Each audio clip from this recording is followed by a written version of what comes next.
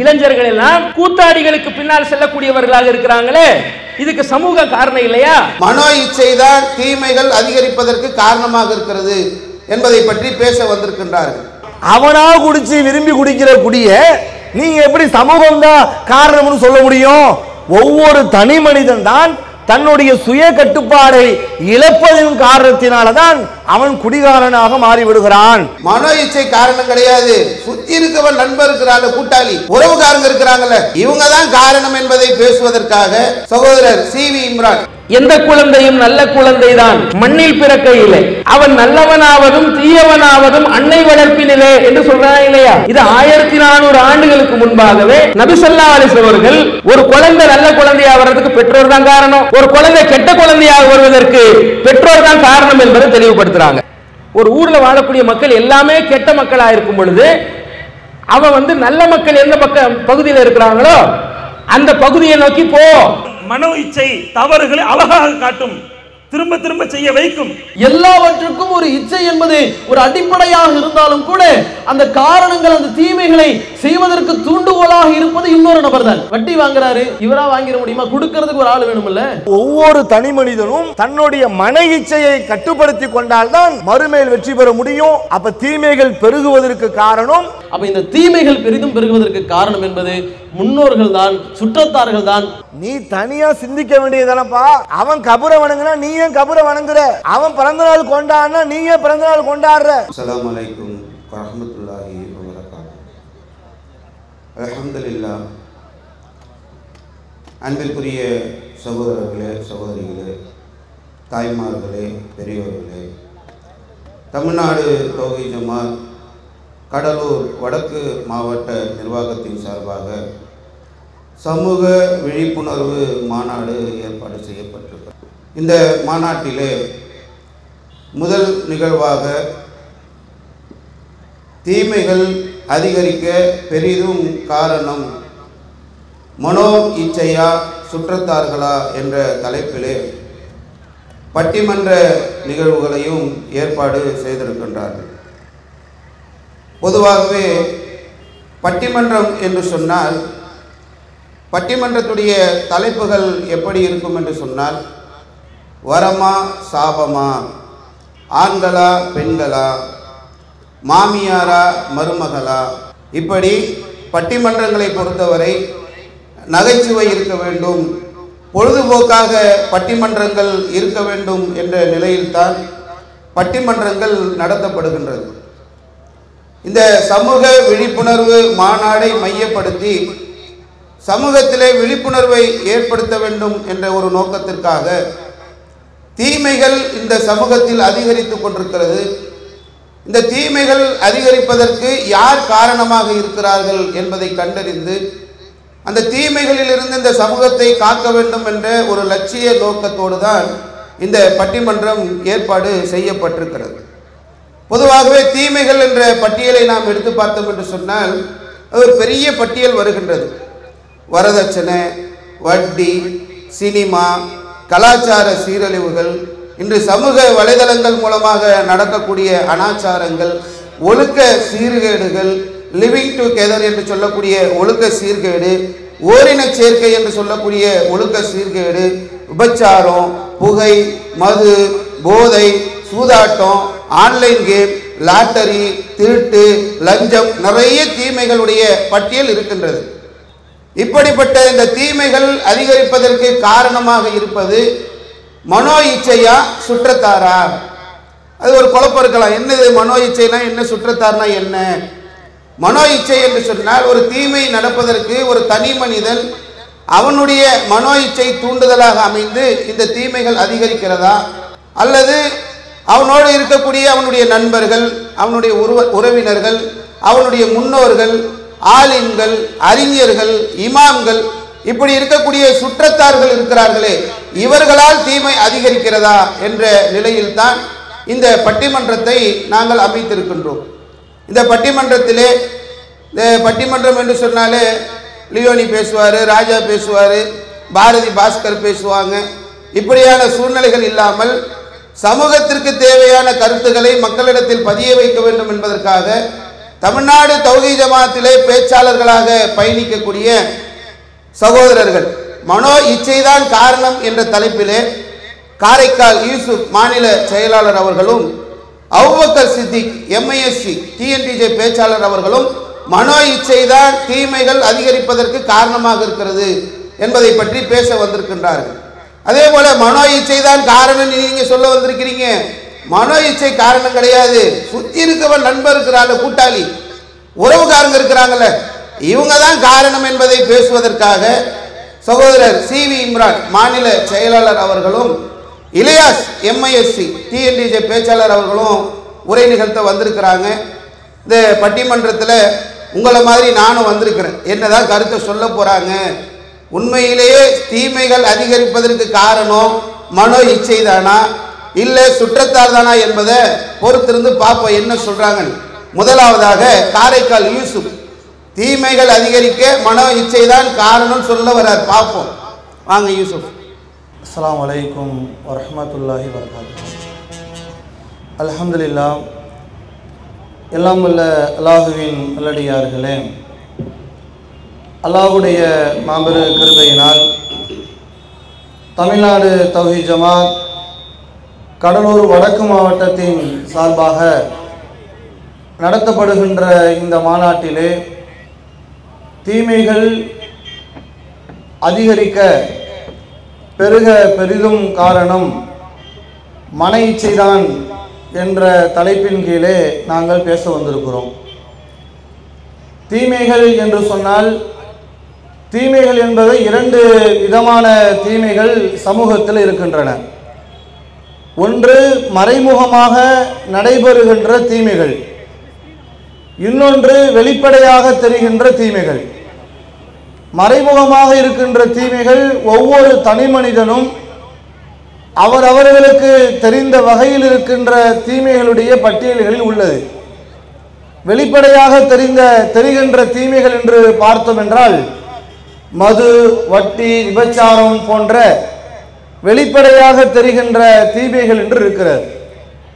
நபிகள் பெருமானார் ஸல்லல்லாஹு அலைஹி வஸல்லம் அவர்கள் தீமைகளை பற்றி சொல்லும் பொழுது, தீமை என்பதை எப்படி நாம் எதை அளவுகோலாக எடுப்பது என்று அல்லாஹ்வுடைய தூதர் சொல்லுகின்ற பொழுது, எந்த ஒரு செய்தியை பிறரிடத்தில் சொல்லுவதற்கு நாம் வெட்கப்படுவோமோ, அருவருப்பாக நினைப்போமோ, அந்த காரியங்கள் தீமை என்று அல்லாஹ்வுடைய தூதர் சொன்னாங்க.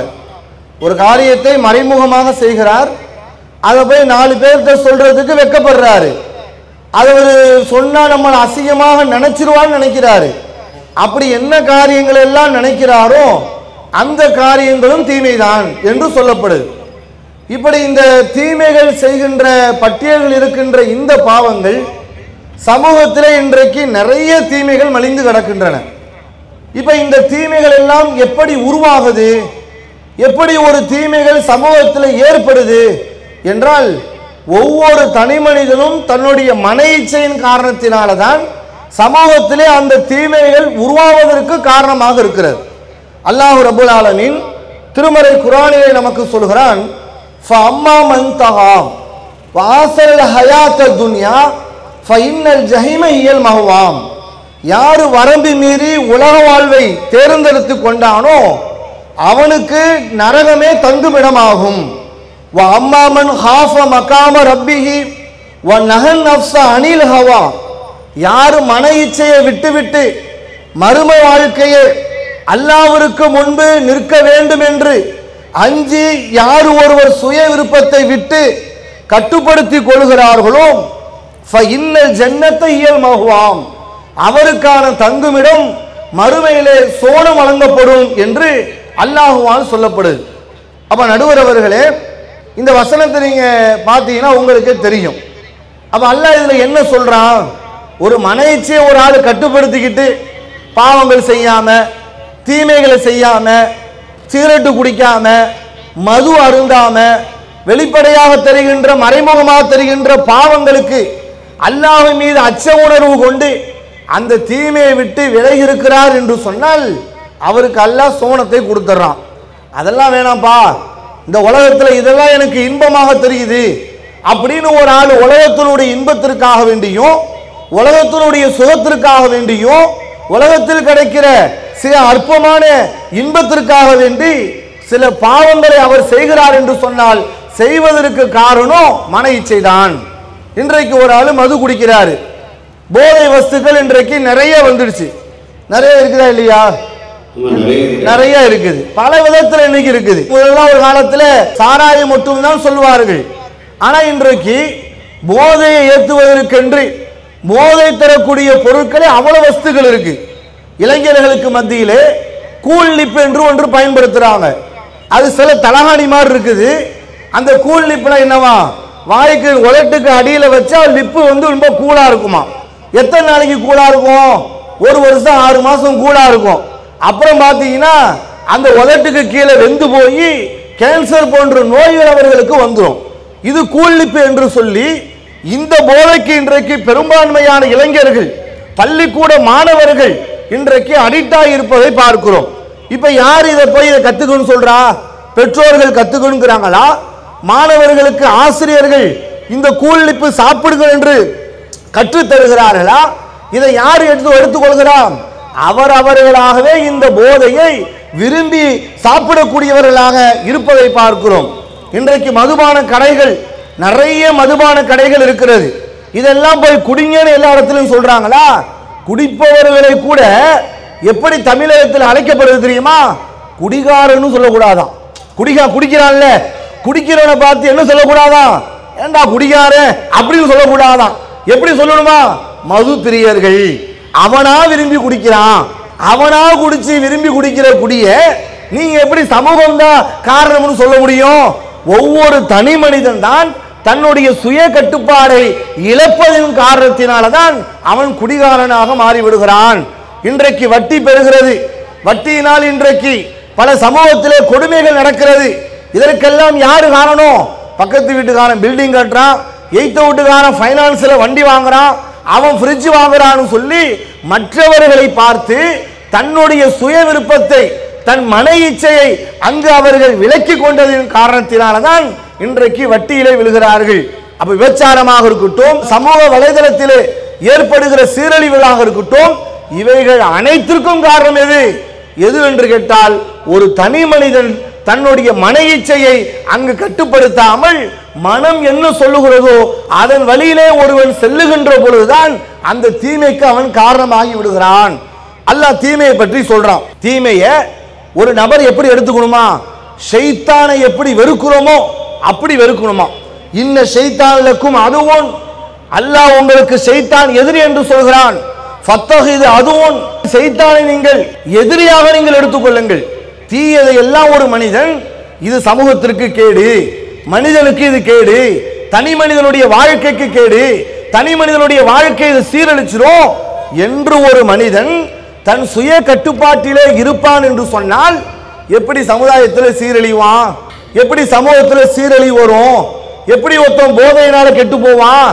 இன்னொரு ஆளு நண்பர்களோ யாரோ ஒருவன் கெடுப்பதற்கு வழிவகுத்தாலும் அவர்கள் தங்களுடைய மன இச்சையை கட்டுப்படுத்தி கொண்டால் அந்த தீமைகளில் இருந்து அவர்களால் விலகி இருக்க முடியும் என்று மார்க்கம் சொல்லுகிறது.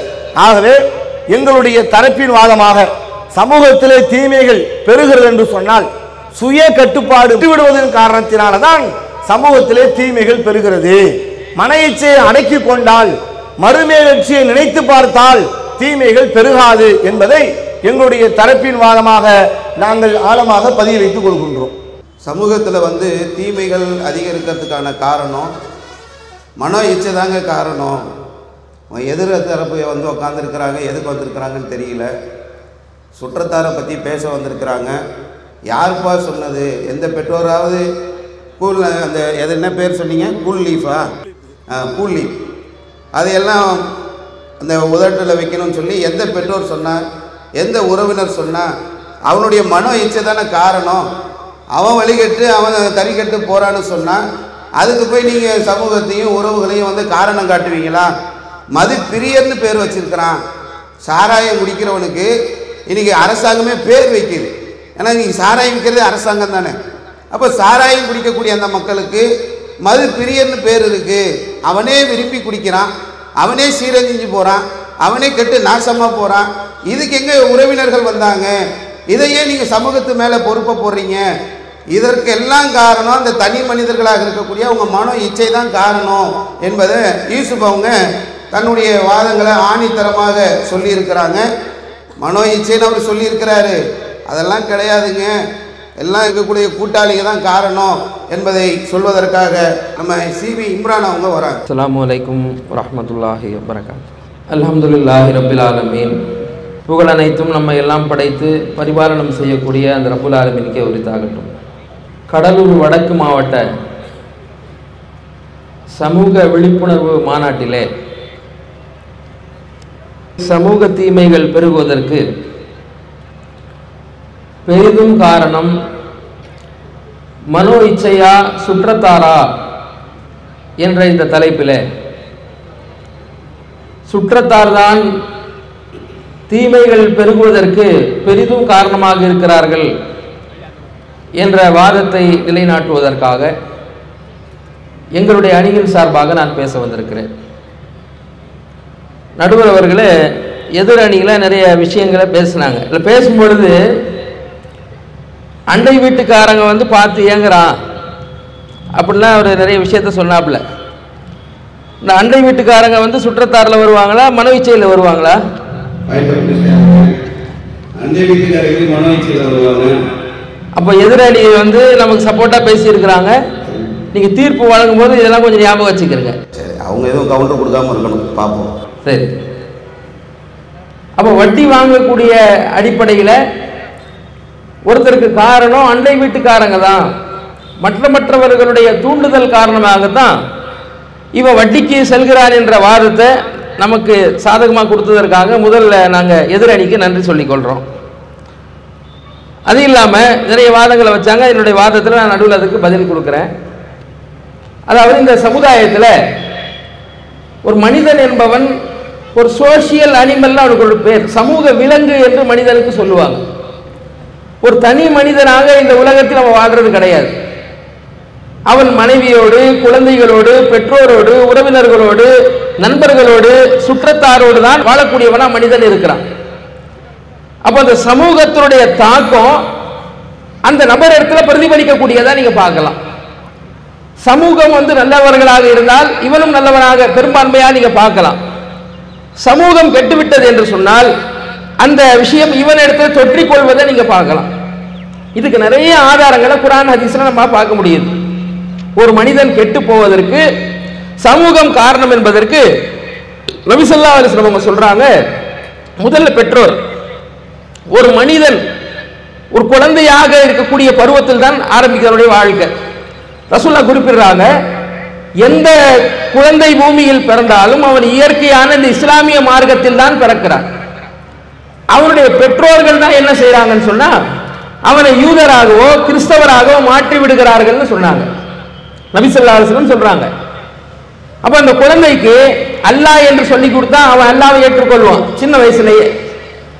அந்த குழந்தை பருவத்திலேயே இயேசுநாதர் தான் கடவுள் என்று சிறு வயதில் அவனுக்கு சொல்லிக் கொடுத்தா அதை தான் அவன் ஏற்றுக்கொள்வான். அவன் எந்த மதத்துக்கு அவனுக்கு சொல்லிக் கொடுக்கப்படுது அதை ஏற்றுக்கொள்ளக்கூடியவனாக அவன் மாறி விடுகிறான். அப்போ அந்த மாதிரி தான் ஒரு மனிதன் தவறான கொள்கையின் பக்கம் செல்கிறான் என்று நபி ஸல்லல்லாஹு அலைஹி வஸல்லம் இந்த தீமைகள் பெறுவதற்கு, தவறான கொள்கை இந்த மனித சமுதாயத்தில் விதைக்கப்படுவதற்கு பெற்றோரே காரணமாக இருக்கிறாங்கன்றத சொல்றாங்க. இதுதான் ஒரு கவிஞன் பாடியிருப்பான், எந்த குழந்தையும் நல்ல குழந்தை தான் மண்ணில் பிறக்கையிலே, அவன் நல்லவனாவதும் தீயவனாவதும் அன்னை வளர்ப்பினிலே என்று சொல்றான் இல்லையா? இது 1400 ஆண்டுகளுக்கு முன்பாகவே நபி ஸல்லல்லாஹு அலைஹி வஸல்லம் ஒரு குழந்தை நல்ல குழந்தையாக வர்றதுக்கு பெற்றோர் தான் காரணம், ஒரு குழந்தை கெட்ட குழந்தையாக வருவதற்கு பெற்றோர் தான் காரணம் என்பதை தெளிவுபடுத்துறாங்க. அதே மாதிரி குர்ஆன் நல்லா தெளிவா சொல்லி காட்டுகிறான், யா அய்யுஹல்லதீன ஆமனு இன்ன மின் அஸ்வாஜிக்கும் வ அவுலாதிக்கும் அதுவல்லக்கும், இறை நம்பிக்கை கொண்டவர்களே உங்களுடைய மனைவிமார்கள் உங்களுடைய குழந்தைகள் உங்களுக்கு எதிரிகளாக இருக்கிறாங்க, ஃபஹ்தருஹும் அவர்களை விட்டு நீங்கள் எச்சரிக்கையாக இருந்து கொள்ளுங்கள் அல்லாஹ் குறிப்பிடுறான். மனைவியை பார்த்து எதிரி என்ற வாசகத்தை அல்லாஹ் பயன்படுத்துறான். பெற்றெடுத்த குழந்தைகளை பார்த்து எதிரிகள் அவர்கள் விரோதிகள் என்ற வார்த்தையை எல்லாம் பயன்படுத்துறானே, எதற்காக அல்லாஹ் அந்த வார்த்தையை பயன்படுத்துறான்? அல்லாஹ்வுடைய மார்க்கத்துக்கு மாற்றமாக செயல்படுமாறு மனைவி கூறுவா, கேட்காத. உன் குழந்தை அல்லாஹ்வுடைய மார்க்கத்துக்கு மாற்றமாக நடக்குமாறு உன்னை தூண்டுவான், கேட்கக்கூடாது. நீ தீமைகள் செய்யாம அல்லாஹ்வுடைய மார்க்கத்தை நீ பற்றி பிடித்துக் கொள்ள வேண்டும். உன் மனைவி எதிரிதான், உன் குழந்தை எதிரிதான், குர்ஆன் ஹதீஸுக்கு அவங்க ஆதரவா சொன்னா மட்டும்தான் கேட்கணும் என்று அல்லாஹ் சொல்றான். அப்ப இந்த வசனத்துல அல்லாஹ் ரப்பல் ஆலமீன் நெருங்கிய உறவினர்கள் தான் இந்த தீமைகள் பெருக்குவதற்கு தூண்டுவதற்கு காரணமாக இருக்கிறாங்க எல்லாம் குறிப்பிடுறான். சகோதரர் சுட்டி காட்டினார், கூலிப்பு உதட்டுல வைக்கிறான். அவன் மாணவ பருவத்திலேயே ரொம்ப வழிகட்டு போயிடுறான். முஸ்லிம் முஹல்லாக்கெல்லாம் இப்ப ஒரு போதையால் நிரம்பி இருக்கிறது, அல்லாஹ் காப்பாற்ற வேண்டும். கஞ்சா எல்லாம் முஸ்லிம் முஹல்லாக்கள் பரவுகிறது.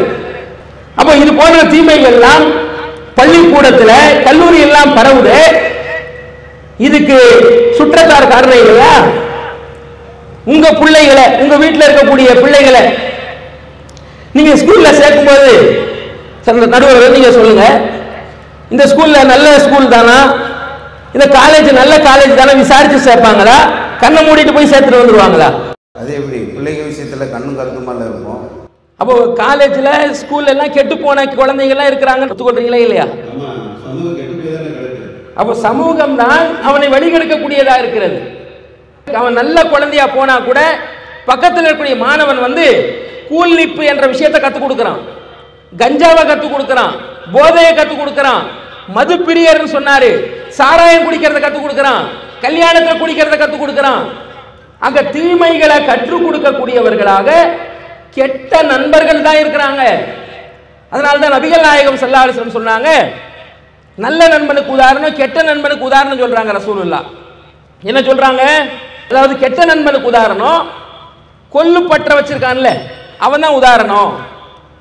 அவன்கிட்ட நீ போனால் அந்த நெருப்பு உன்னுடைய உடலில் பட்டு உனக்கு காயம் ஏற்பட்டு விடும், அல்லது அந்த துர்வாடையோடு அவன்கிட்ட வர்ற மாதிரி இருக்கும். சொல்லுவாங்களே தமிழ்ல, பூவோட சேர்ந்து நாரும் மணக்கும் சொல்லுவாங்களே இல்லையா?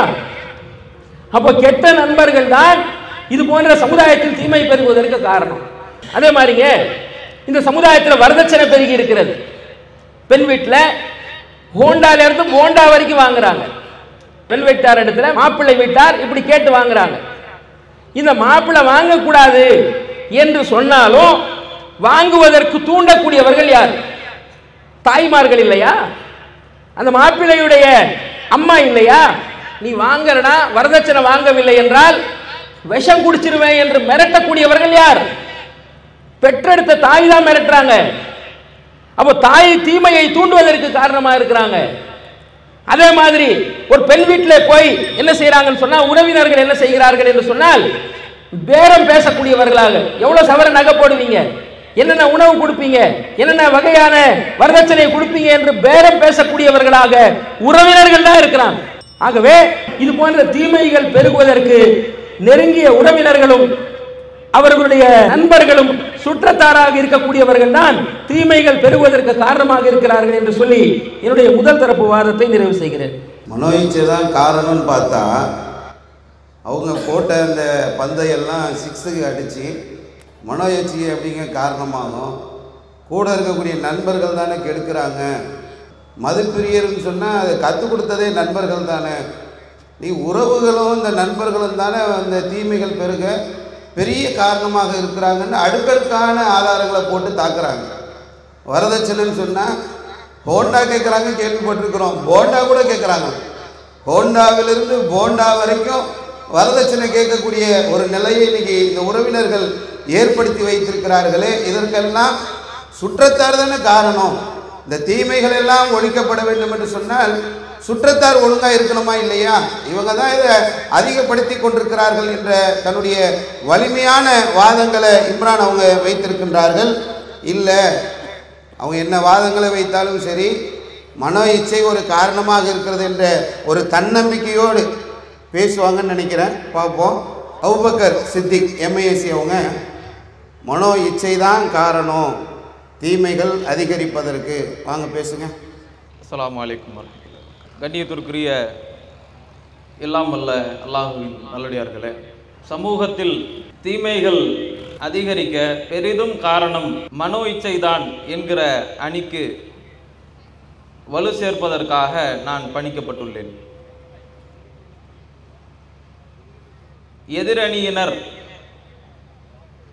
அவர்களுக்கு நாங்கள்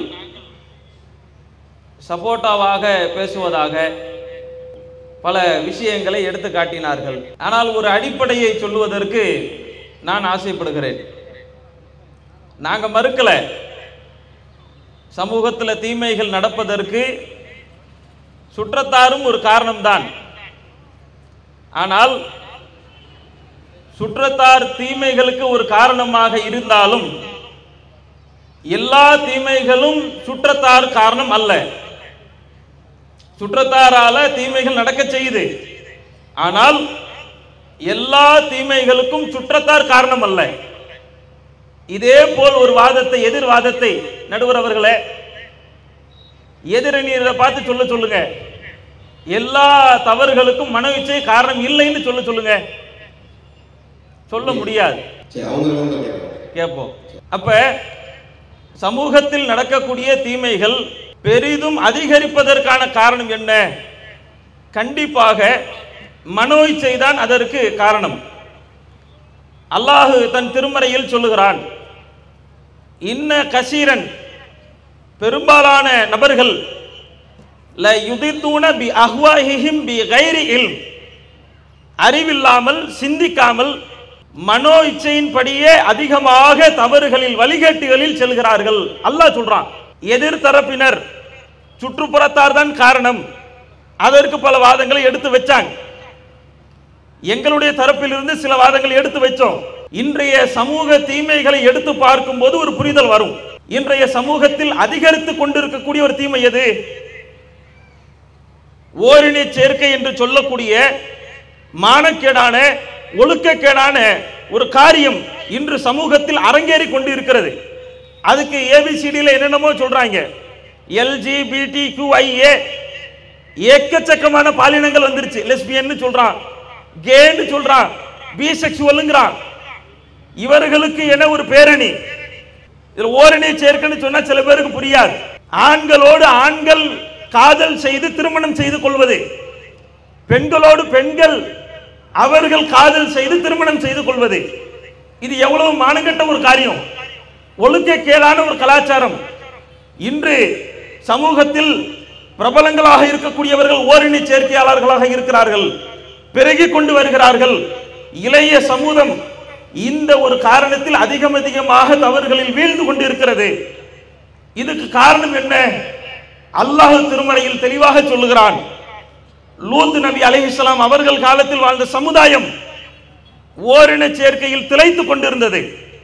ஆண்கள் ஆண்களை விரும்பி திருமணம் செய்து கொண்டிருந்தார்கள். லூத் அலைஹிஸ்ஸலாம் பல பிரச்சாரத்தை மேற்கொண்டார். பெண்களை சுட்டிக்காட்டி அவர்களுக்கு எதிராக அவர்களுக்கு முன்வைத்து பிரச்சாரம் செய்தார். ஆண்களையே நாங்கள் விரும்புவோம் என்ற ஒரு நிலையில் சமூகம் வாழ்ந்து கொண்டிருந்தது. அப்பொழுது அல்லாஹ் சொல்கிறான், எந்த காரணத்திற்காக இவர்கள் ஆண்களை விரும்புகிறார்கள்? சுற்றத்தார் காரணமா? தெளிவாக இறைவன் சொல்கின்றான், இன்னக்கும் லதஅதூன ரிஜால், நீங்கள் ஆண்களை விரும்புகிறீர்கள், ஆண்களை விரும்பிக் கொண்டிருக்கிறீர்கள். ஏன்?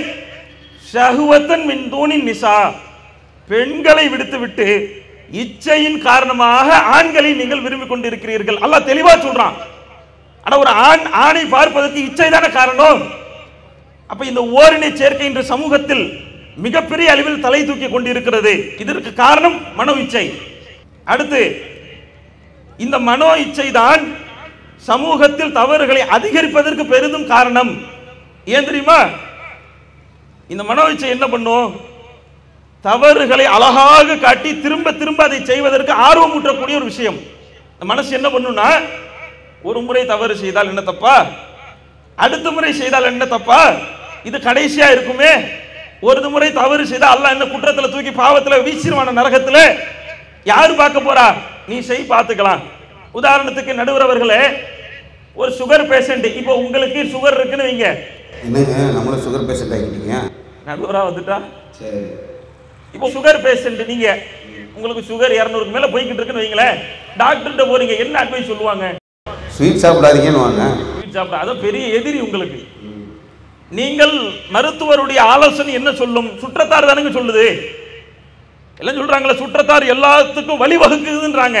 சுற்றத்தார் பல நிலைகளில் நம்மை தடுக்கக்கூடியவர்களாக இருப்பார்கள், தற்காக்கக்கூடியவர்களாக இருப்பாங்க. எப்பா குடிச்சிடாத, எப்பா உபச்சாரம் பண்ணாத, எத்தனை பயான்ல கேட்கிறோம். சுற்றத்தார் என்ன எல்லோரும் நமக்கு வழிவகுக்கிறாங்களா? மருத்துவருடைய ஆலோசனை என்ன? ஸ்வீட்டு சாப்பிடாதப்பா, நீ இனிப்பை எடுத்து விட்டால் சுகர் லெவல் அதிகமாயிடும், விரல வெட்டணும், விரல வெட்டிட்டா உனக்கு காயம் ஆறிடும் நினைக்கிறியா? அடுத்து காலை வெட்டுற மாதிரி வரும், சின்ன காயப்பட்ட தாங்க மாட்டேன், சுகரை எடுத்துறாத. அறிவுல தெளிவா சொல்லுவான். என்ன பண்ணுவோம்? நடுவர்கள் ஒரு விருந்துக்கு போவாரு. விருந்துக்கு போய் பார்த்தா அங்க பாத்தீங்கன்னா பலகாரம் பயங்கரமா செஞ்சு வச்சிருப்பாங்க. எல்லாம் அப்படியே கண்ணு முன்னாடி அப்படியே லட்டு எல்லாம் அடுக்கி வச்சு தேனா வலியும்.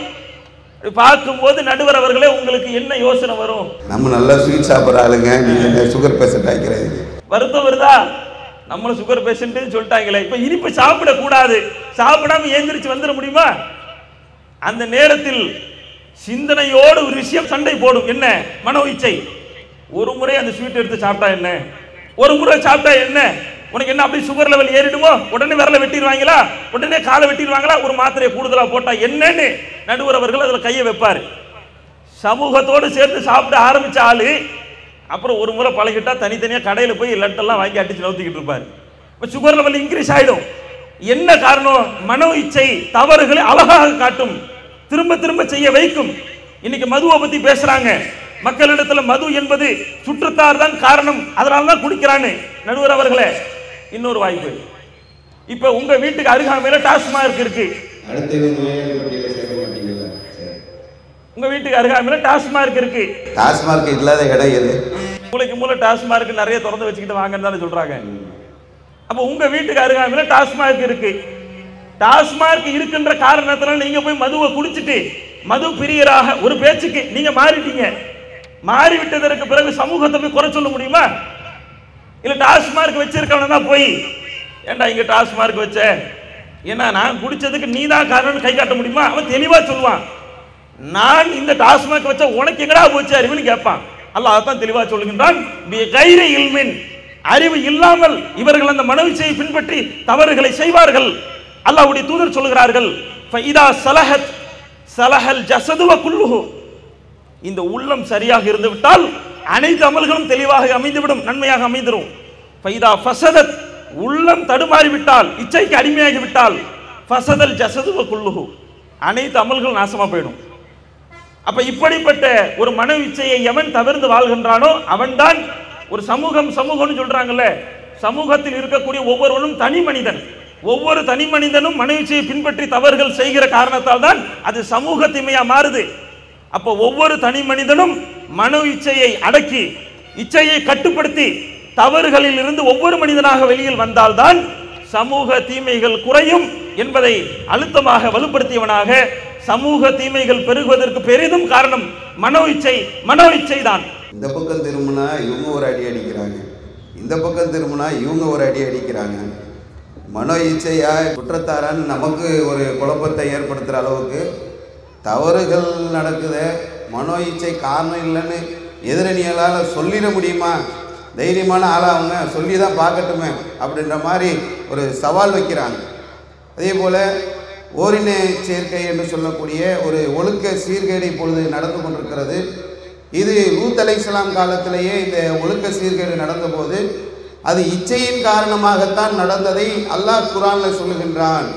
அப்போ ஒரு தனி மனிதன் அந்த ஒழுக்கத்தை பேணாததனால் தானே அந்த சீர்கேடு நடந்தது என்பதை தங்களுடைய வாதமாக சொல்லியிருக்கிறாங்க.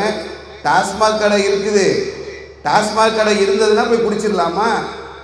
எல்லாமே சுற்றி இருக்கிறதெல்லாம் ஒரு காரணமா? அவன் மன இச்சையின் காரணமாக தானே போய் குடிக்கிறான் என்ற வலிமையான வாதங்களை எல்லாம் வச்சிருக்கிறாங்க. இல்லை அவங்க ஏதோ உங்களை மாற்ற பார்க்குறாங்க, சுற்றத்தால் தான் காரணம் என்பதை சொல்வதற்காக இலியாஸ் எம்ஐசி அவங்க வராங்க. வாங்க. அஸ்ஸலாமு அலைக்கும் வரஹ்மத்துல்லாஹி வபரகாத்துஹு. அன்பிற்கினிய சகோதர சகோதரிகளே, சமூக தீமைகள் பெரிதும் பெருகுவதற்கு காரணம் சுற்றத்தாரே என்கிற அணிக்கு வலு சேர்க்கக்கூடிய விதமாக வாதங்களை எடுத்து வைப்பதற்காக வேண்டி பணிக்கப்பட்டிருக்கிறோம். எதிரணியினர் சொல்லும்போது மனோ இச்சைதான் என்கிற விதத்தில் ஏராளமான குரான் வசனங்களையும் ஹதீஸ்களையும் எடுத்து சொன்னாங்க. இங்க தலைப்பு என்பது பெரிதும் காரணம் எது அப்படிங்கிறத தான் அவங்களும் புரிந்து வைத்திருக்கிறார்கள். ஆனால் வாதங்கள் என்னவோ நமக்கு சாதகமா இருக்கு அப்படிங்கிற மாதிரி அந்த நினைப்புல நிறைய வாதங்களை எடுத்து வைக்கிறாங்க. கடைசியா சொல்லும்போது கூட சொன்னாங்க, தனி மனிதர் திருந்துறதுனால தான் ஒட்டுமொத்த சமூக தீமையாக, தனி மனிதருடைய தீமை ஒட்டுமொத்த சமூக தீமையாக மாறுகிறது அப்படிங்கிற வாதத்தை எடுத்து வச்சாங்க. ஆனா அல்லாஹ் என்ன சொல்றான் அப்படிங்கிறத கொஞ்சம் பாருங்க. அல்லாஹ் தன்னுடைய திருமறையில் எடுத்து சொல்கிறான், இன்னல்லாஹ லா யுகையிரு மா பிகௌமின் ஹத்தா யுகையிரு மா பி அன்ஃபுஸிஹிம். ஒரு சமுதாயம் தன்னிடத்தில் உள்ள தீமைகளை மாற்றிக்கொள்ளாதவரை அல்லாஹ் அந்த சமூகத்தை மாற்றவே மாட்டான் என்கிற அந்த வார்த்தைகளை அல்லாஹ் எடுத்து சொல்கிறான். அப்ப இந்த இடத்துல அல்லாஹ் ஒரு தனி மனிதரை திருத்த வேண்டும் என்று சொல்லவில்லை. அந்த தீமைகள் பெரியதாக இருப்பதற்கு காரணம் ஒரு சமூகமாக அந்த தீமைகளை செய்வதுதான். அப்ப மாற வேண்டியது என்பது அந்த சமூகம் தான். சமூகம் மாற வேண்டும் என்கிற அடிப்படையை அல்லாஹ் ஆழமாக எடுத்து சொல்வதை நாம் பார்க்கிறோம். அப்ப சுற்றத்தார்களாக இருக்கக்கூடிய ஒவ்வொருவரும் இந்த தீமைகளில் இருந்து மாறினால் மட்டும்தான், தீமைகளில் இருந்து திருந்தினால் மட்டும்தான் இந்த தீமைகள் பெருகுவதை நிறுத்த முடியும். ஒரு தனி மனிதராக ஒரு விஷயத்தை சொல்வதை விட ஒரு கூட்டமாக ஒரு விஷயத்தை சொல்வதுதான் இன்றைக்கு பெரிய அளவில் கொண்டு போய் சேர்க்க முடியும் என்பதை நாம் ஒவ்வொருவரும் விளங்கி வைத்திருக்கிறோம். வெறுமனே ஒரே ஆளை நின்றுட்டு இப்படி செய்யாதீங்கப்பா அப்படி செய்யாதீங்கப்பா அப்படின்னு சொல்றதை விட இத்தனை பேர் குழும்பி ஒரு மக்களிடத்துல இந்த சத்தியத்தை எடுத்து சொல்வோம் என்றால் அது மக்களிடத்துல கொண்டு போய் சேர்ப்பதற்கு மிக இலகுவாக இருக்கும் என்பதை நாம் விளங்கி வைத்திருக்கிறோம். இத்தனை பேர் சொல்றாங்களே நம்ம கேட்கணும் அப்படிங்கறத விளங்கி வைத்திருக்கிறோம். அப்ப அதிகமான மக்கள் இந்த நேர்வழியின் பக்கம் இருப்பார்கள் என்றால் இலகுவான முறையில் தீமைகள் குறைஞ்சிரும். அப்ப அதிகமான மக்கள் தீமைகளில் மூழ்கி இருப்பதுதான் தீமைகளுக்கு பெரிதும் காரணமாக இருக்கிறது. அப்ப சுற்றுப்புற மக்கள் அனைவருமே தீமையில் முழுகியிருப்பதுதான் பெரிய காரணமாக இருக்கிறது என்பதை அல்லாஹ் ரப்பல் ஆலமீன் எடுத்து சொல்கிறார். அவன் சொல்லும்போது நிறைய விஷயங்களை சொன்னாங்க. இச்சை சம்பந்தமாக இந்த ஓரின சேர்க்கை இதெல்லாம் சொன்னாங்க. எல்லா விஷயத்தையும் எடுத்து பாருங்களேன். ஓரின சேர்க்கையாக இருக்கட்டும், இந்த மது பழக்க வழக்கங்களாக இருக்கட்டும், அதே மாதிரி வட்டி, இது போன்ற எந்த விதமான விஷயங்களாக இருக்கட்டும், எல்லாவற்றுக்கும் ஒரு இச்சை என்பது ஒரு அடிப்படையாக இருந்தாலும் கூட அந்த காரணங்கள் அந்த தீமைகளை செய்வதற்கு தூண்டுகோலாக இருப்பது இன்னொரு நபர் தான். வட்டி வாங்குறாரு, இவரா வாங்கிட முடியுமா? கொடுக்கறதுக்கு ஒரு ஆள் வேணும்ல. தனியா வாங்க முடியாது நம்ம வட்டி, அதுக்கு ஒரு ஆள் துணை வேணுமா? வட்டி கொடுக்கக்கூடியவர் இருக்கணும்ல. என்ன செய்தி சொல்றாங்க அல்லாஹ்வுடைய தூதர்? வட்டி வாங்குபவராக இருந்தாலும், வட்டிக்கு கொடுப்பவராக இருந்தாலும், வட்டிக்கு சாட்சியாக போகக்கூடியவராக இருந்தாலும் என்கிற அடிப்படையில் அல்லாஹ்வுடைய தூதர் சொல்றாங்க, எல்லோரும் பாவத்துல சமம்தான். எல்லோரும் அந்த வட்டிக்கு என்ன பெரும் பாவமாக சொல்லப்படுகிறதோ அந்த பாவத்தில் அனைவரும் சம பங்கு உடையவர்கள் என்கிற அடிப்படையில் தான் அல்லாஹ்வுடைய தூதர் சொல்றாங்க. வெறுமனே ஒரே நபரை பார்த்து சொல்லல. அப்ப ஒரு சமூகமாக ஒரு கிட்டத்தட்ட உற்றார் உறவினராக இருக்கக்கூடிய எல்லோருமே அதற்கு காரணமாக இருக்கிறார்கள். அதை கொடுக்கக்கூடியவர், வாங்கக்கூடியவர், அதற்கு சாட்சியாக எழுதக்கூடியவர் என்று எல்லோருமே காரணமாக இருக்கக்கூடியவர்களாக இருக்கிறார்கள் சொல்றாங்க.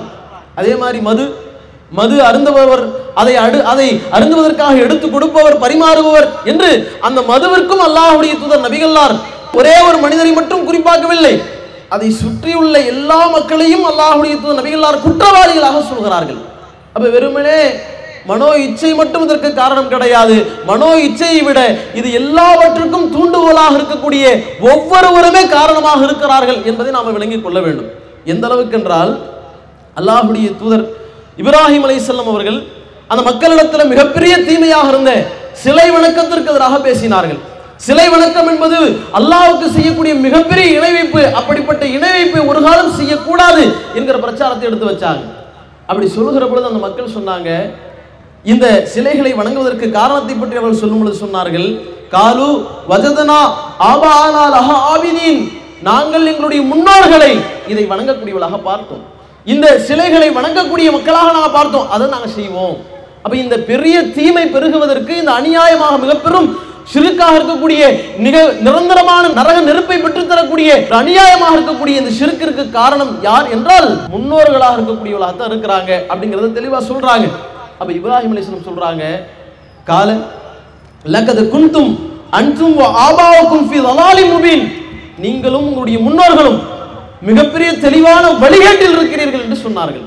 அப்ப சுற்றத்தாராக இருக்கக்கூடியவர்கள் முன்னோர்களாக பெற்றோர்களாக மூதாதையர்களாக இருக்கும் காலங்காலமா அதை செய்யறாங்க அப்படிங்கிறது தான் பெரும்பான்மையான தீமைகளுக்கு காரணமா இருக்குது. இன்னைக்கு பாருங்க, மௌத்தா போயிருவாங்க, மௌத்தா போனா 7ஆம் ஃபாத்திஹா 10ஆம் ஃபாத்திஹா ஓதுறாங்களா இல்லையா நடுவர்களே? எத்தனை இடங்களை பார்க்க இன்னைக்கும் ஓதுகிறார்கள்.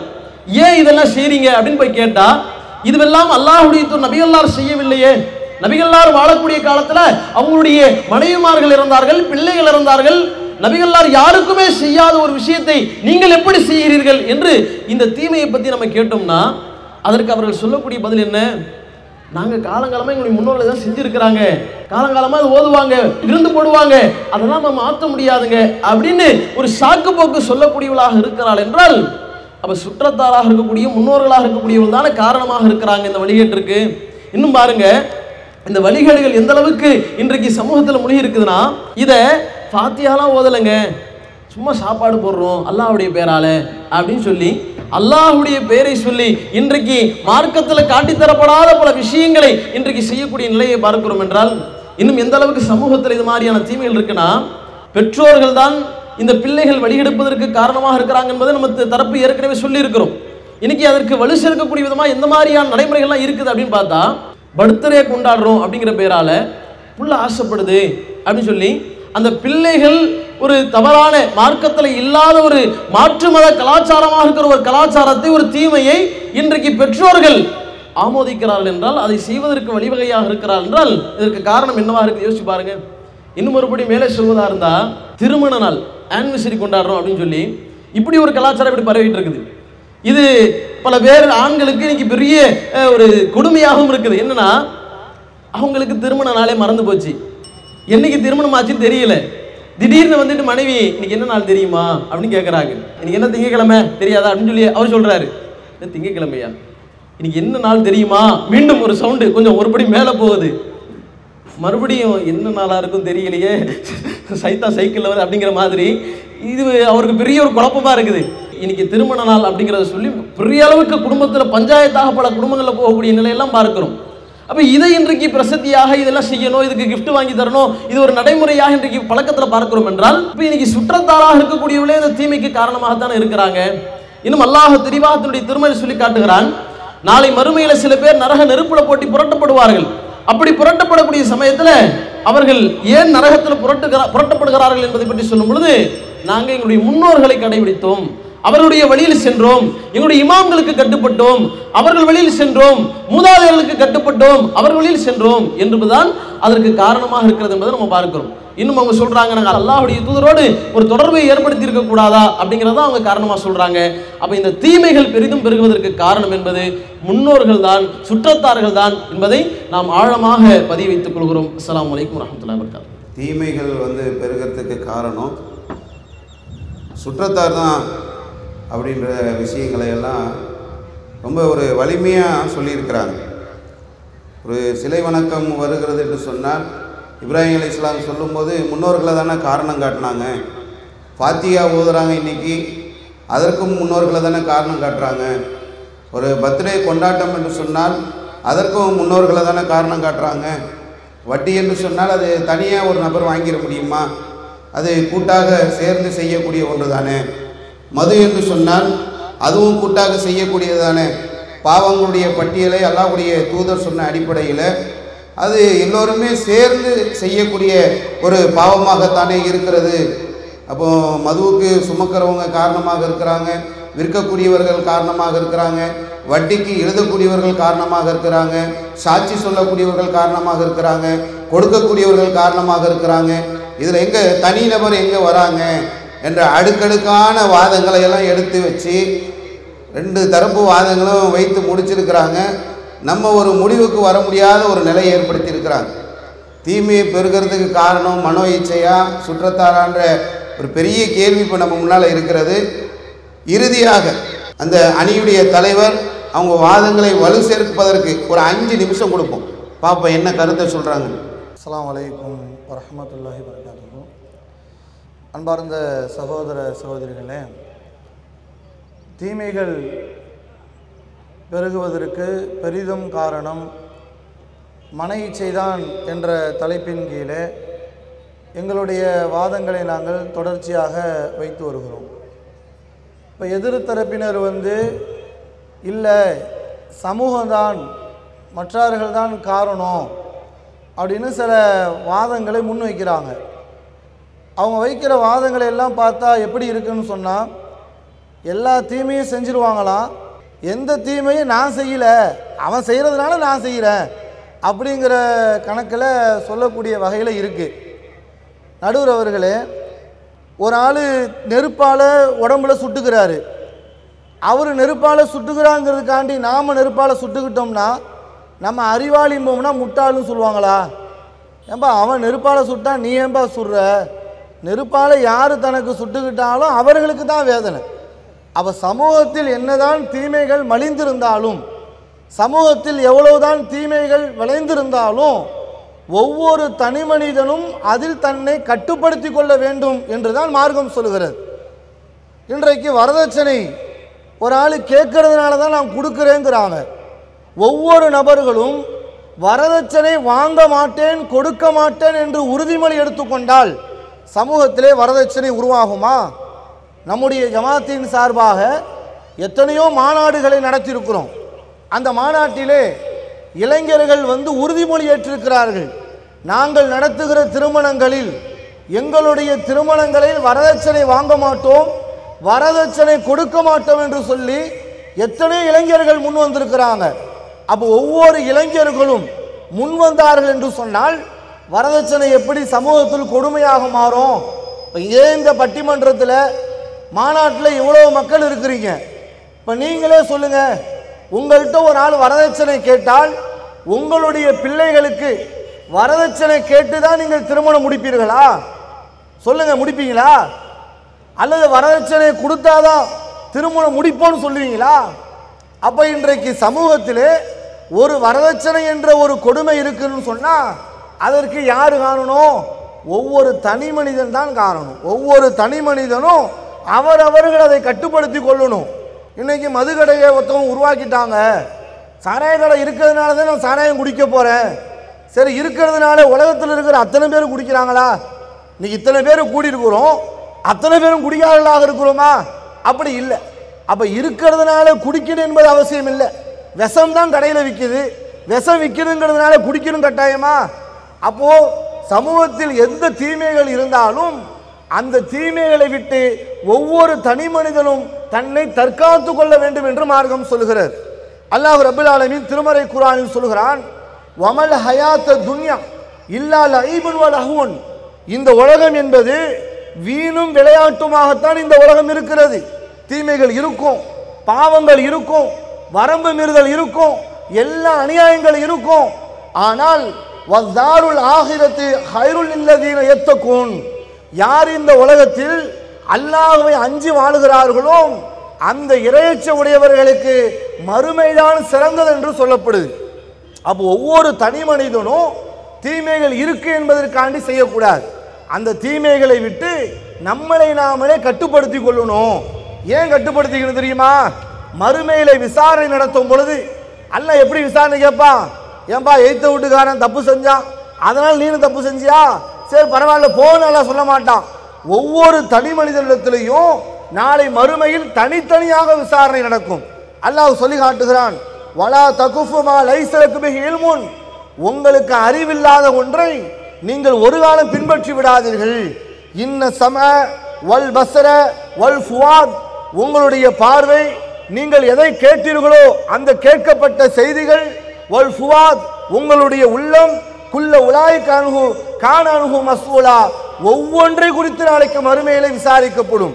அப்ப மறுமையில தனித்தனியாக அல்லாஹ் மனிதர்களை விசாரிப்பான். இப்ப எதிர்த்தரப்பினர் சொன்னார்கள், மறுமையில குற்றவாளிகள் வரும்போது எங்களை நாங்கள் முன்னோர்களை பின்பற்றினோம், அவர்கள் எங்களை வழிகெடுத்து விட்டார்கள் என்று புலம்புவார்கள். குர்ஆன் வசனம், உண்மையான வசனம், அல்லாஹ் சொன்ன வார்த்தை, அது மாற்று கருத்து இல்லை. ஆனா அல்லாஹ் அந்த வசனத்தில் என்ன சொல்றான்? நீ தனியா சிந்திக்க வேண்டியதானப்பா. அவன் கபரை வணங்குனா நீ ஏன் கபரை வணங்குற? அவன் பிறந்த நாள் கொண்டாடுனா நீ ஏன் பிறந்த நாள் கொண்டாடுற? அவன் தாயத்து கட்டுனா நீ ஏன் தாயத்து கட்டுற? அவன் ஹந்திரி கொண்டாடுனா நீ ஏன் ஹந்திரி கொண்டாடுற? அவன் சாராயம் குடிச்சா நீ ஏன் சாராயம் குடுக்கிற? அவன் விபச்சாரம் செஞ்சா நீ ஏன் விபச்சாரம் செய்கிற? நம்ம வாழ்க்கைக்கு தான் நாளை மறுமையில விசாரணை இருக்கிறது. நான் இன்னொருவரை காட்டி இவர் செஞ்சதுனால தான் நான் செஞ்சேன்னு சொல்லி தப்பிக்க முடியாது என்று இஸ்லாம் நமக்கு சொல்லுகிறது என்பதை நாம புரிந்து கொள்கிறோம். மறுமை நாள்ல நபிமார்களுக்கு கூட பயப்படுவார்களாம். நபிமார்கள்ட்ட போய் ஆதம் அலைஹிஸ்ஸலாம் இடத்தில் ஒரு அடியார் கேட்பார், எனக்கு அல்லாஹ்ட்ட கொஞ்சம் சிபாரிசு பண்ணுங்களேன். ஆதம் அலைஹிஸ்ஸலாம் சொல்வார்களா, அட போப்பா, நான் செஞ்ச தப்புக்கு அல்லாஹ் என்ன செய்ய போறான்னு தெரியல, என்னை விட்டுருங்கமான ஆதம் அலைஹிஸ்ஸலாம் அவர்கள் விலகிக் கொள்வார்களாம்.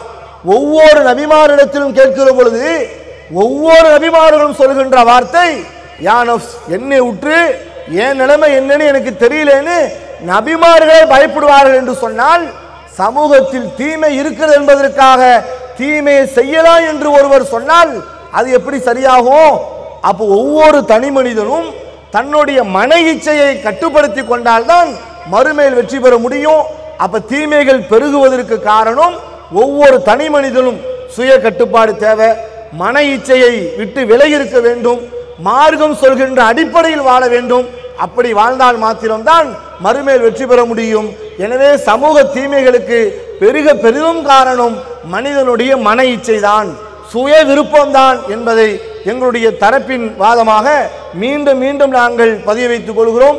எனவே நடுவர் அவர்கள் எங்கள் தரப்புக்கு சாதகமாகவே, நாங்கள் சொன்ன கருத்துக்கு சாதகமாகவே எங்களுக்கு தீர்ப்பு வழங்குமாறு கேட்டுக்கொண்டு எங்களுடைய கருத்தை நாங்கள் நிறைவு செய்து கொள்கின்றோம். போன தடவை விட்ட நேரத்தை இந்த தடவை எடுத்துட்டாப்புல.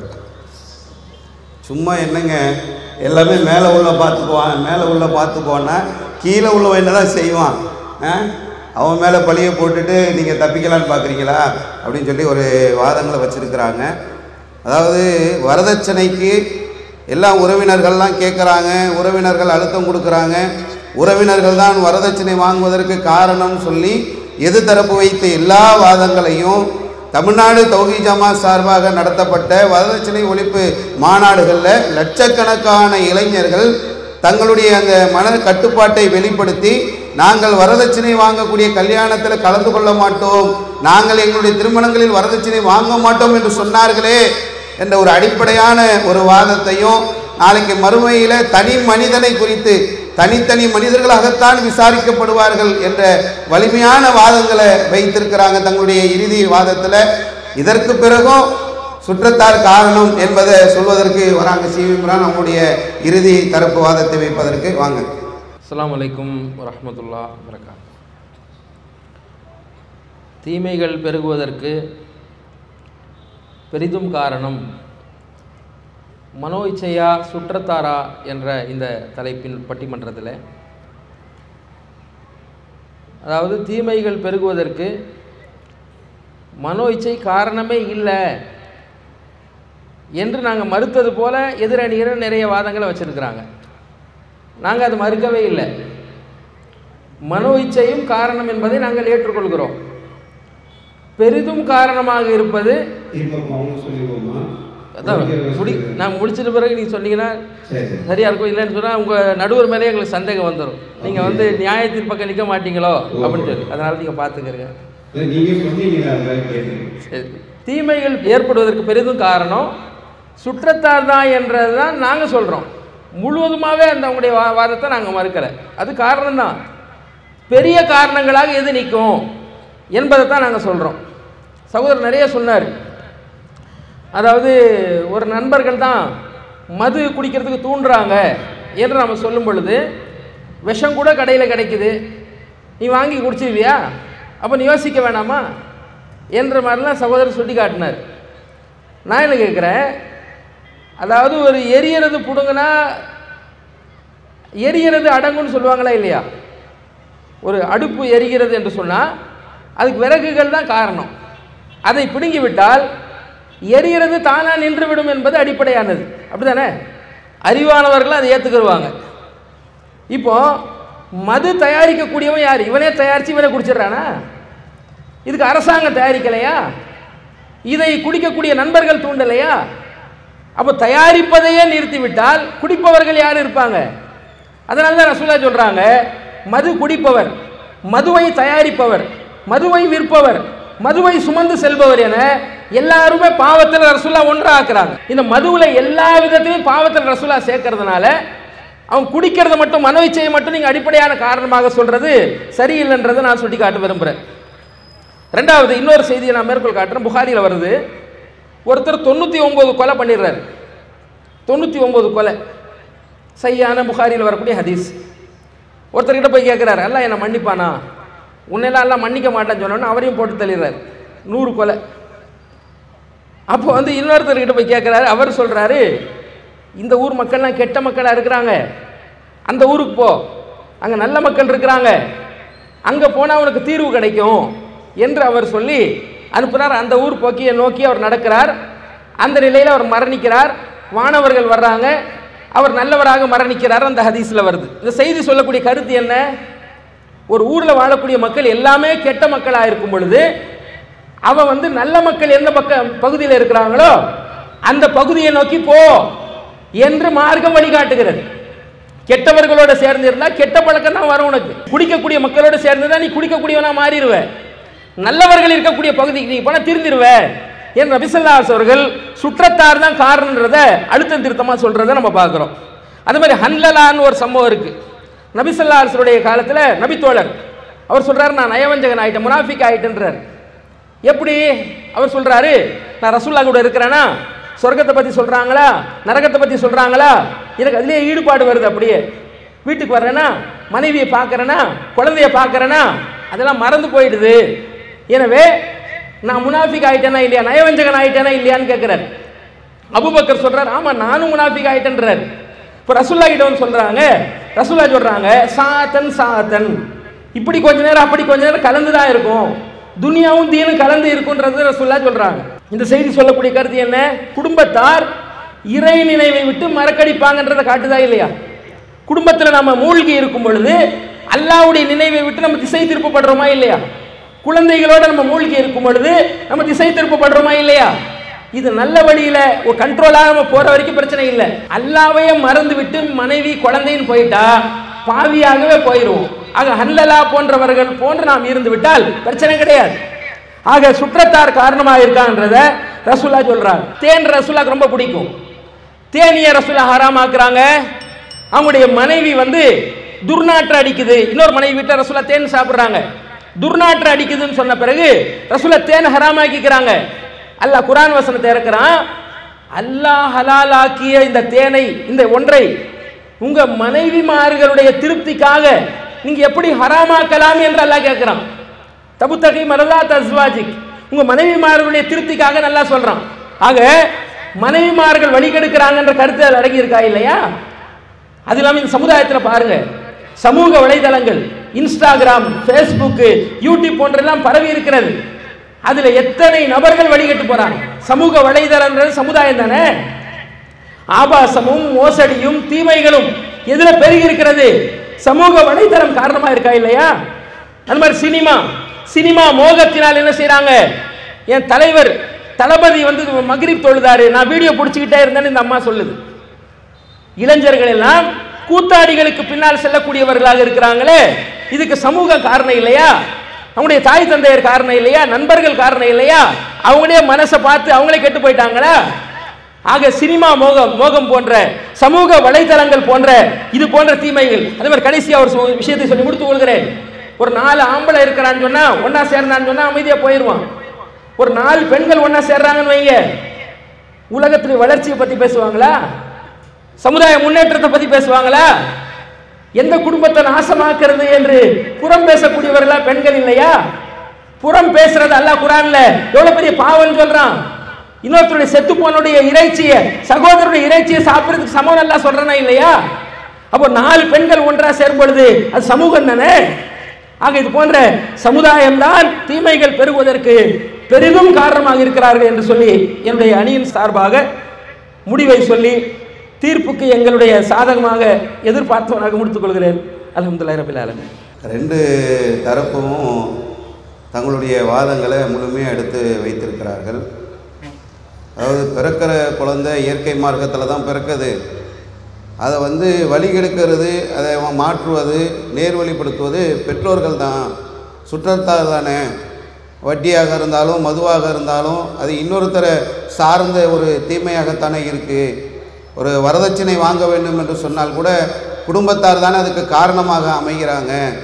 சிலை வணக்க வழிபாடை எடுத்தாலும் அதற்கும் முன்னோர்கள் தானே காரணமாக இருக்கிறாங்க. முன்னோர்களுடைய பெயரால் தானே மார்க்கத்தில் பல புதுமைகளை உள்ளே நுழைக்கிறார்கள். நாளைக்கு மறுமையில் நரகத்தில் புரட்டப்படும் போது அவர்களுக்கு 2 மடங்கு வேதனையை கொடு என்று கேட்பார்களே.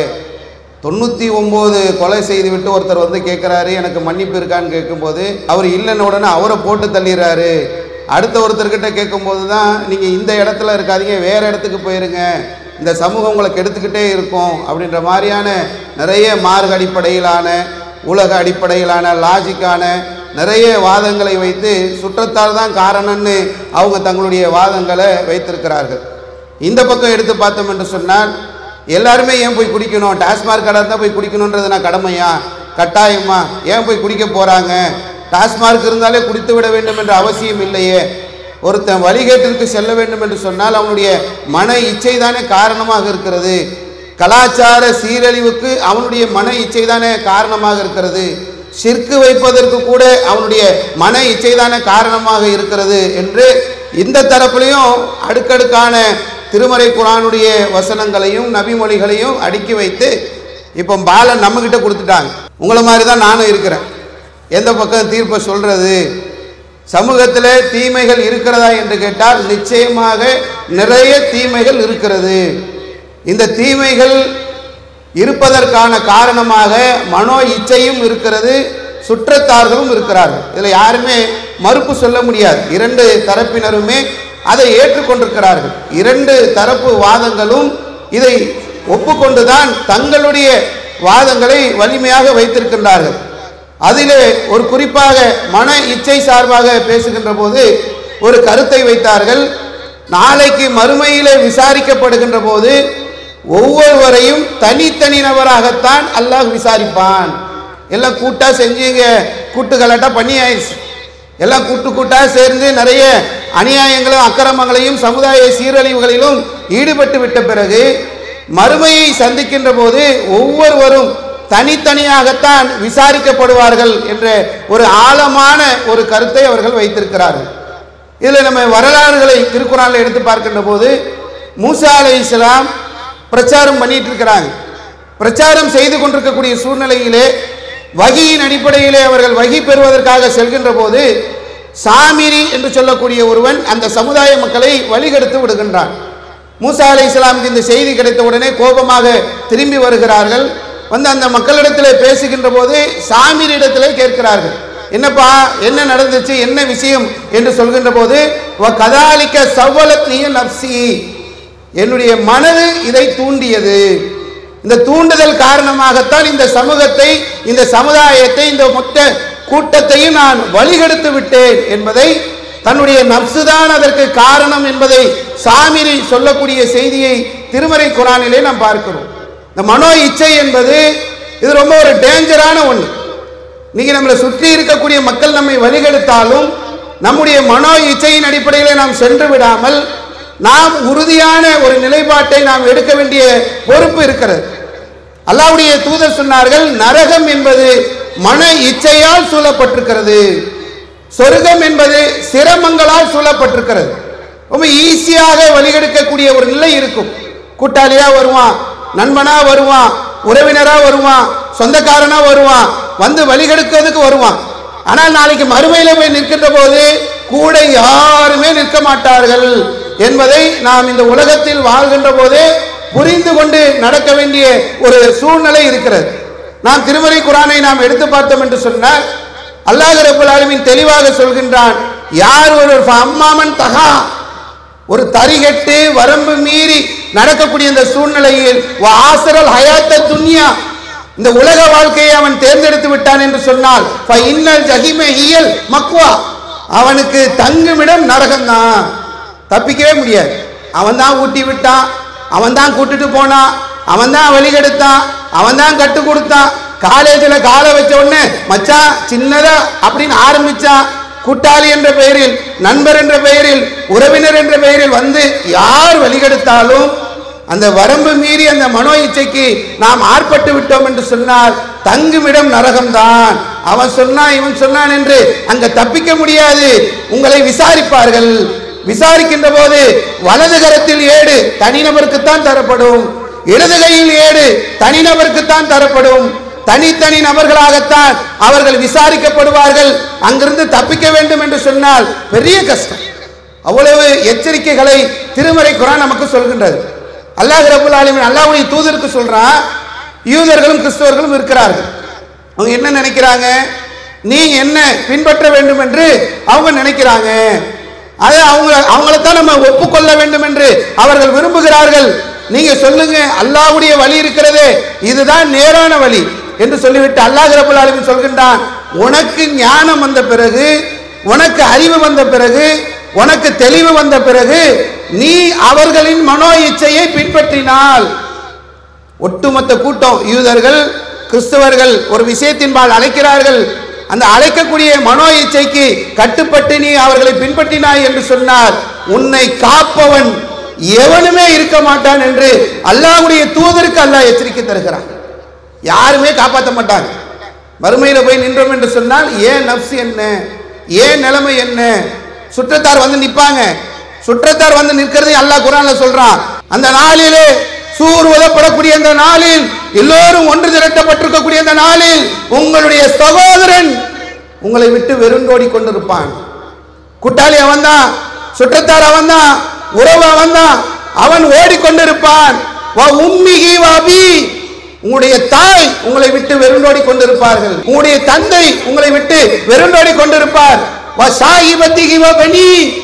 மனைவி உங்களை விட்டு வெறுண்டோடுவார், உங்களுடைய குழந்தை உங்களை விட்டு வெறுண்டோடுவார். என் நப்சு மட்டும்தான் என்று எந்த சுற்றத்தாரும் இல்லாமல் தனியாக நிற்கின்ற ஒரு நாள் இருக்கிறது. அந்த நாளிலே யார் மனோ இச்சையை பின்பற்றினார்களோ, அது அல்லாஹ்வுடைய தூதராக இருந்தால் கூட எந்த உதவியாளனும் கிடையாது என்ற எச்சரிக்கையை அல்லாஹ் ரப்பல் ஆலமீன் தருகிறான். தம்பி உடையான் படைக்கஞ்சான். ஒரு தம்பி இருந்தா போதும், ஊரையே எதிர்த்து நிற்கலாம். அந்த தம்பி ஓடுவான், அண்ணன் ஓடுவான், சகோதரன் ஓடுவான், நண்பன் ஓடுவான். எந்த நண்பனும் இன்னொரு நண்பனை அந்த நாளில் நலம் விசாரிக்க மாட்டான், எல்லாமே ஓடுவார்கள் என்று அல்லாஹ் ரப்பல் ஆலமீன் சொல்கின்றான். வேதனையின் காரணமாக தங்களுடைய குடும்பத்தாரே அவர்கள் அடகு வைப்பார்கள். எந்த குடும்பத்தை சொல்லி தப்பிக்க முடியும்? குடும்பத்தாரை அடகு வைக்கக்கூடிய ஒரு நிலை ஏற்படும் என்பதை அல்லாஹ் ரப்பல் ஆலமீன் சொல்லி தருகிறான். ஆரம்பத்தில் சொன்னாங்க, யௌம துகல்லபு உஜுஹும் மின்னார், நரகத்துல முகங்கள் புரட்டப்படக்கூடிய நாள்ல வழிகெடுத்துட்டாங்க, எங்களை அவங்க தான் கெடுத்தாங்க, எங்களுடைய முன்னோர்கள், எங்களுடைய மூதாதையர்கள், எங்களுடைய தலைவர்கள் வழிகெடுத்து விட்டார்கள் என்று சொல்கின்ற போது அந்த மக்கள் சொல்வார்கள், எங்களை வழிகெடுத்த அவர்களுக்கு 2 மடங்கு வேதனையை கொடு. வழிகெடுத்தவங்களுக்கு 2 மடங்கு வேதனை. இந்த தீமைகளில் பால் போய் ஒருவன் விழுந்தான் என்று சொன்னால், தீமைகளுக்கு ஒரு மனிதன் தள்ளப்பட்டான் என்று சொன்னால், நாளைக்கு மறுமையிலே போய் நிற்கின்ற போது மிகப்பெரிய ஒரு சேதத்தை, கை சேதத்தை அவர்கள் சந்திப்பார்கள். நரகம் வந்து கோபத்தில் வெடிக்குமா? கோபத்தில் வெடிக்கும் போது கூட்டம் கூட்டமாக வானவர்கள் நரகல மக்களை அள்ளி போட்டுக் கொண்டிருப்பார்கள். குர்ஆன் வசனம். அள்ளி போடுகின்ற போது அந்த காவலர்கள் அள்ளி போடக்கூடிய அந்த மக்களிடத்தில் கேட்பார்கள், அலம் எத்திக்கும் நதீர், உங்களிடத்திலே எச்சரிக்கை சொல்லக்கூடியவர் வரவில்லையா? என் நப்சு, நான் அவன் சொன்னான், அவன் செய்தான், அவன் தான் காட்டினான், அவன் தான் வழிகெடுத்தான், அவன் தான் காரணம் என்று அந்த வழியில் சென்று விட்டீர்கள் என்று சொன்னால், நாளைக்கு மறுமையிலே அந்த காவலர்கள் கேட்பார்கள், உனக்கு எச்சரிக்கை செய்வோம் வரலையா? நீ சிந்திக்கலையா? உனக்கு அறிவில்லையா? உனக்கு வேதம் கொடுக்கப்படலையா? உனக்கு தூதர் இல்லையா? உனக்கு வழிகாட்டுதல் வரலையா? தீமையை தடுக்கக்கூடிய கூட்டத்தினர் உன்னிடத்தில் வந்து சொல்லவில்லையா? நன்மையை ஏவக்கூடிய கூட்டத்தினர் நீ சந்திக்கவில்லையா? ஏன் நீ வழிகட்டாய்? ஏன் நீ இப்படி செய்தாய்? நீ ஏன் மது அருந்தினாய்? நீ ஏன் குடித்தாய்? நீ ஏன் போதை பழக்கத்திற்கு ஆளானாய்? நீ ஏன் வரதட்சணை வாங்கினாய் என்று ஒவ்வொரு கேள்விகளையும் சந்திக்கக்கூடியவர்களாக ஒவ்வொரு நப்சும் இருக்கும். இந்த நப்சு என்பதை, இந்த மன இச்சைக்கு நாம் ஆட்பட்டு விடாமல் இந்த உலகத்தில் இருக்கின்ற போது நம்முடைய மன கட்டுப்பாடுகளை அல்லாஹ்வுடைய அருளால, இந்த மனோ இச்சைக்கு எதிரானது எதுவென்று சொன்னால் இறை எச்சம் தான். எவர் ஒருவர் இறையச்சத்தின் அடிப்படையில் செயல்படுகிறாரோ அவருக்கு மகத்தான கூலி இருக்கிறது. நாளைக்கு மறுமையில் அந்த மகத்தான கூலியை பெற வேண்டும் என்று சொன்னால் சமூக தீமைகளில் இருந்து நாம் விலகி இருக்க வேண்டும். சுற்றத்தாராக நாம் இருக்கின்ற போது நாம் நம்மால் நம்முடைய அந்த மக்களுக்கு தீமை போய் சேரக்கூடிய நிலையில் இருந்தும் நாம் விலகி இருக்க வேண்டும். நமக்கு நம்முடைய சுற்றத்தார்கள் தீமைகளை ஏவக்கூடியவர்களாக இருந்தால் அதிலிருந்தும் நாம் விலகி இருக்க வேண்டும். ஒரு தனி மனிதனாக ஒழுக்கமாக இந்த சமுதாயத்தில் இருக்கக்கூடிய எல்லா தீமைகளில் இருந்தும் நாம் விலகி இருக்க வேண்டும். தனி மனிதனாக நாம் மனோ இச்சைக்கு அடிபடையாமல் அந்த தீமைகளில் இருந்து நாம் விலகி இருந்தால்தான் நாளைக்கு மறுமையிலே வெற்றி பெற முடியும் என்பதை நான் சொல்லி, இரண்டும் காரணமாக இருந்தாலும் இதுக்கு ஒரு 49 இதுக்கு ஒரு 51 இப்படிதான் பிரிக்க முடியும். அதுக்காக சமூகத்தில் இருக்கக்கூடிய தீமைகளை நம்ம ஓரங்கட்டிட முடியாது. சுற்றத்தார்கள் செய்யக்கூடிய அந்த பாதகங்களை எல்லாம் ஓரங்கட்டிவிட முடியாது. அவர்களும் காரணமாக இருக்கிறார்கள். தனி மனிதர்களாக இருக்கக்கூடியவர்களும் இதற்கு காரணம் என்பதை விளங்கி அதிலிருந்து விலகி இருக்க வேண்டும் என்பதை தீர்ப்பாக சொல்லி இந்த பட்டிமன்றத்தை நிறைவு செய்கின்றேன். வாஹிரு தாவானா அல்ஹம்துலில்லாஹி ரப்பில் ஆலமீன். அஸ்ஸலாமு அலைக்கும் வ ரஹ்மத்துல்லாஹி வ பரகாத்துஹு. அல்லாஹு அக்பர் அல்லாஹு அக்பர்.